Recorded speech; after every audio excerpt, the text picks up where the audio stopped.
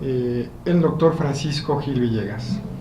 quien es profesor e investigador del Centro de Estudios Internacionales del Colegio de México. Es maestro en Relaciones Internacionales y Ciencia Política por el mismo Colmex y doctor en Estudios Políticos por la Universidad de Oxford. Es autor de más de 50 artículos en diversas lenguas como el alemán, el inglés. Ha escrito en revistas académicas especializadas sobre temas de ciencia, política y relaciones internacionales. Es miembro del SNI, donde tiene el nivel 3. Fue consultor del Instituto de Relaciones de Europa, América Latina, financiado por el Parlamento Europeo entre 94 y 99, por invitación del director general. Así como es también director de la revista Foro Internacional, fue director entre 93 y 98. Es doctor honoris causa por la Universidad del Planalto Central de Brasilia, en Brasil, esto en el 2001, y recibió la medalla Alfonso Caso 2005 por la Universidad Nacional Autónoma de México. Doctor Francisco Gil Villegas, por favor, tiene la palabra. Muchísimas gracias. Bueno, a mí, al igual que al embajador Anguiano, me pasó que tenía preparado algo para este seminario y finalmente hubo que cambiarlo por varias características, especialmente cuando empecé a ver lo que distintos europeos han dicho respecto pues a este tsunami. Hay artículos de europeos que empiezan diciendo Europa está otra vez sola, ¿no? Algo que pudiera aplicarse a muchos otros casos. Dice, estamos otra vez como después de la Segunda Guerra Mundial, mirando con esperanza qué es lo que podemos hacer al otro lado del Atlántico, pero nos encontramos en una situación muy complicada para propósitos de negociación. Y lo que ellos señalan son problemas que estamos afrontando muy diversos socios de Estados Unidos, algunos con un mayor grado de intensidad, en el caso de México, por supuesto, por la cercanía a la vecindad, la interacción, un proceso de integración global que ha generado nexos de interdependencia que parece ser que hay sectores que en Estados Unidos tienden a olvidar. Y entonces, pues en este contexto, ¿cuál es el papel que juega la relación de México con la Unión Europea? Tradicionalmente, cada vez que había algún ligero problema en comparación con los que parecen venirse con Estados Unidos en la época de los 90 o principios del siglo XX, se decía, bueno, es que hay que insistir, 21, se insistía en que hay que diversificar las relaciones internacionales de México con otros países. Y se presentó siempre en la década de los 90, la posibilidad de hacerlo con la Unión Europea. Se llevó a cabo un exitoso acuerdo que no era nada más un acuerdo comercial, era un acuerdo de concertación política, con cuestiones que tenían que ver con posiciones políticas respecto a el respeto a derechos humanos, una cláusula democrática, transferencias de tecnología, procesos educativos. Era un acuerdo global, se le llamaba entonces de quinta generación, que trascendía con mucho lo que era propiamente el Tratado de Libre Comercio de América del Norte, porque no nada más trataba cuestiones comerciales, no nada más trataba cuestiones económicas, sino que trataba muchísimas otras cosas. Pero por supuesto, la desproporción en términos de cómo se concentraron las relaciones comerciales y económicas de México con Estados Unidos después de la firma del Telecán, hacía ya prácticamente pues ver estos acuerdos mucho más complejos y más generosos con otras partes del mundo como un mero complemento a lo que pudiera significar el éxito de la relación comercial con Estados Unidos. Y entre estas cuestiones, ahora que se ha vuelto a ver la posibilidad de que México diversifique relaciones en caso de que vayan mal las cosas, en caso de que se eche a un lado totalmente el acuerdo, el Tratado de Libre Comercio de América del Norte, que no nada más se negocien algunas cláusulas, sino que incluso se haga definitivamente a un lado, como ha amenazado Trump, pues se encuentra uno con que pues el éxito de la posibilidad de negociación de los acuerdos comerciales de México con otras partes del mundo es sumamente frágil, entre otras cosas porque su éxito original dependió en muy buena medida del prestigio y del peso que tenía la pertenencia de México a esta integración con Estados Unidos y con Canadá. Concretamente en el acuerdo global con Europa, el de quinta generación, que se negoció durante el sexenio del presidente Ernesto Zedillo, se decía por parte de los ingleses, que fueron los británicos, que fueron de los principales aliados de México en ese proceso de negociación y ratificación del tratado, que pues lo más importante para ellos era justamente la pertenencia de México a este acuerdo con dos de sus socios más importantes en el mundo, que pudieran ser Estados Unidos y Canadá. Ese acuerdo se negoció pues en condiciones digamos particularmente amistosas por parte de diferentes dirigentes europeos, así como también el Tratado de Libre Comercio de América del Norte en la época del presidente Salinas se negoció con un muy buen beneplácito por parte del presidente George W. Bush en términos amistosos, aceptando inequidades, asimetrías, pero que en todo caso tenían que funcionar en beneficio de México, y todo eso parece ser pues que ahora no solamente se podrían eliminar algunos de esos privilegios, sino que se pudiera poner en entredicho todo el acuerdo. Y eso pone también en problemas la renegociación que ya se estaba haciendo. En junio de este año en Bruselas hubo reuniones de comisiones mexicanas y comisiones europeas para discutir la necesidad de actualizar un tratado que ya para entonces los representantes de la Unión Europea en Bruselas reconocían que ya era un tratado, que ese tratado ratificado en el año 2000 era un tratado ya obsoleto, que había que hacerle toda una serie de modificaciones, entre otras cosas porque durante más de 2 sexenios fue un tratado que se subutilizó y no se le dio la importancia que merecía para tratar de equilibrar las relaciones de México con la Unión Europea. Así que antes de entrar a ver algunos detalles técnicos más de ese acuerdo, pues yo coincido con el embajador Anguiano en que los mexicanos tendremos que acostumbrarnos a Trump y vamos a tener que mirar el mundo con ojos diferentes. Y existen 4 razones para esperar que los Estados Unidos de Trump sean también la principal fuente de desorden en el orden global que se aproxima para los siguientes años. En primer lugar está el hecho de que las garantías de Estados Unidos ya no son confiables. Trump ha cuestionado si defendería o no a los miembros de la Organización del Tratado del Atlántico del Norte, si ellos no hacían algo más para defenderse por sí mismos.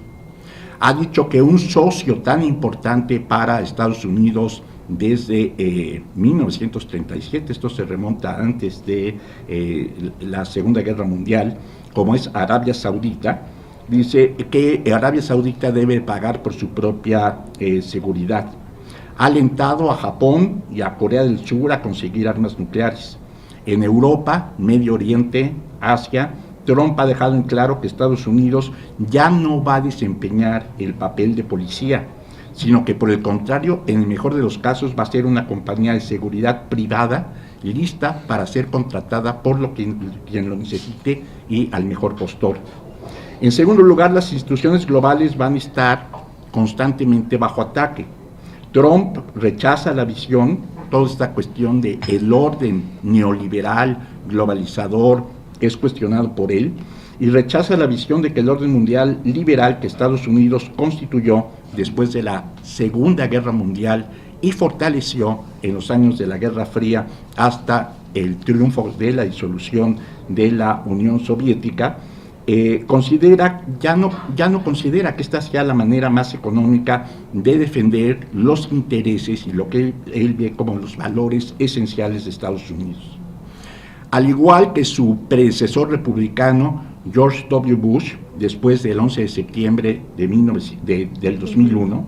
ve a las instituciones globales como restricciones intolerables a la libertad de acción de Estados Unidos.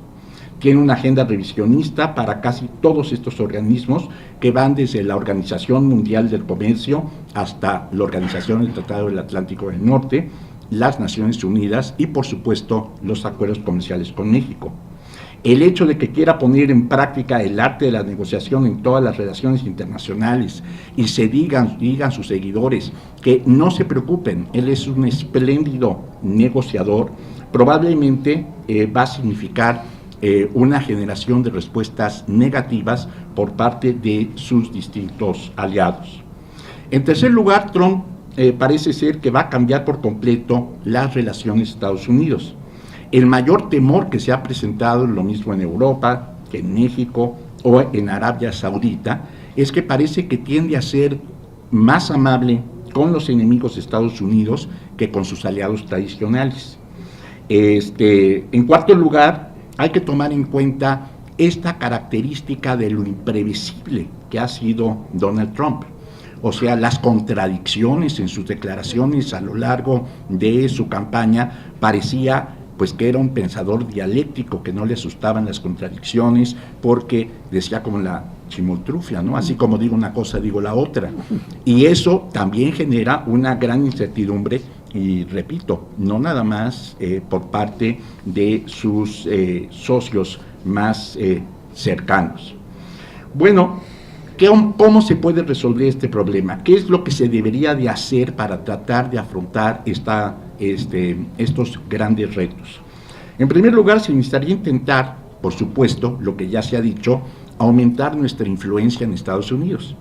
Pero esto se dice periódicamente, de hecho se dice cada sexenio o cada cambio de gobierno en los Estados Unidos o en México, se dice necesitamos crear zonas de cabildeo, encontrar la manera, entender la mentalidad de cómo van a ser las nuevas reglas y tratar de aprovechar esos elementos de negociación. Si quieren negociar como un businessman, pues tenemos entonces quizá que contratar también a personas que puedan cabildear. Para el Tratado de Libre Comercio se contrataron abogados en Estados Unidos que pudieran hacer cabildeos dentro del Congreso, pero esto, bueno, pues es algo que tendría por supuesto que hacerse, pero quién sabe si vaya a tener un gran éxito. En segundo lugar, deberíamos demostrar que somos también capaces de construir alianzas con otros. Ahí es donde entra la cuestión de lo que decía Salinas, de el entrar a América del Norte no implica que dejemos América Latina. Somos parte de América Latina y parte de América del Norte al mismo tiempo, tenemos esa posición frente a los argumentos que han dicho siempre los brasileños y que acaba de ratificar, ¿no?, la posición de Itamaraty, que acaba de ser ratificada por el presidente Temer, de que pues hay que aprovechar ahorita de que se van a poner mal las relaciones entre México y Estados Unidos para que nos privilegie a nosotros, ¿no? Una declaración de Brasil, que siempre ha dicho que pues ellos son los creadores del término del efecto tequila, ¿no? En donde decían pues los mexicanos con todas esas ventajas y lo echan a perder, etcétera. Pero el asunto está en que México tiene esta posición, tiene posibilidades de construir acuerdos con otros aliados, y ese es un punto que justamente tiene que ver con lo que se va a poder hacer en el acuerdo global, la renegociación del acuerdo global con la Unión Europea, que repito, de junio para acá, y con estos resultados no va a ser algo tan sencillo, va a ser algo que se va a complicar muchísimo. Tenemos que invertir en nuestra propia seguridad, y por supuesto va a ser muy difícil adoptar esta agenda, particularmente porque hay muchos otros problemas con respecto, específicamente en el caso de la Unión Europea, está el problema de que el efecto Trump está alimentando tendencias populistas del mismo signo, de ultraderecha, aislacionistas, en países que son claves para la relación de México con la Unión Europea en términos bilaterales. La nueva alternativa alemana está amenazando con derrocar a Angela Merkel en las próximas elecciones de abril-mayo en la República Federal Alemana. Están utilizando el argumento de que todas estas cuotas de refugiados sirios son un riesgo, lo hemos visto en los atentados, y existe entonces la posibilidad de que haya cambios de gobierno hacia la extrema derecha. Lo mismo en la República Federal Alemana que en Francia, que en Holanda, ¿no? y que incluso en Italia. Son 4 países fundamentales para la Alianza de México, para la constitución de las posibilidades de reforzar nuestros acuerdos con la Unión Europea, y en ese sentido, pues esto se vuelve particularmente difícil porque Europa enfrenta ya su propia marea de nacionalismo populista que se ha visto reforzada por estos, por estos acontecimientos. Entonces, debemos de decir que ya no basta con decir optimistamente que para sobrevivir a la Europa de Trump, por ejemplo, Europa tiene que volver a ser grande otra vez, o nosotros, pues si dijéramos es que México tiene que volver a ser grande otra vez, tendríamos que pensar cuándo. Antes de 1847, o que cuando éramos más grandes territorialmente, o en la época de Lázaro Cárdenas, que se escribieron las páginas más gloriosas de la diplomacia mexicana, o en qué momento podríamos decir tenemos que regresar a ese proceso en donde también hay que tener mucho cuidado en no reaccionar con el estilo de poner, como decía Carlos Fuentes, nuestra propia cortina del nopal, refiriéndose a la cortina de hierro, para tratar de resolver los problemas alimentando y promoviendo una soberanía nacional. Creo que nosotros estamos precisamente por nuestra condición de interacción con los Estados Unidos, entender que nosotros no tenemos una reversión, una marcha atrás en procesos de interacción comercial y global, esperar también que se afecten muchos intereses y no solamente los mexicanos dentro de los Estados Unidos y también dentro de la Unión Europea, pero frente al esquema tradicional de cuando había algunos problemas menores en las relaciones comerciales o económicas o políticas con Estados Unidos, y decir como en la época de Echeverría, de López Portillo, hay que diversificar nuestras relaciones exteriores, tenemos ahora un panorama mucho más complicado y difícil para realizarlo. Así que frente al optimismo que me gustaría compartir que ha mostrado el presidente Peña Nieto, frente a lo que se ha dicho, no tengamos miedo, no va a poder hacer todo lo que ha dicho, no es tan fácil deshacer todos estos acuerdos que no se hacen nada más entre estados, sino que se hacen entre sociedades. Pues yo voy a terminar con una frase de Max Weber a concluir la Primera Guerra Mundial, cuando les decía a algunos estudiantes que le pedían línea, que le dijeran cuál era la salvación para Alemania, y les dijo: no los voy a engañar, no soy un profeta, pero lo único que les puedo decir es que no nos espera la alborada del estío, sino que tenemos una cruda y gélida noche polar delante de nosotros. De lo único que estoy seguro es que vamos a estar peor. Muchas gracias.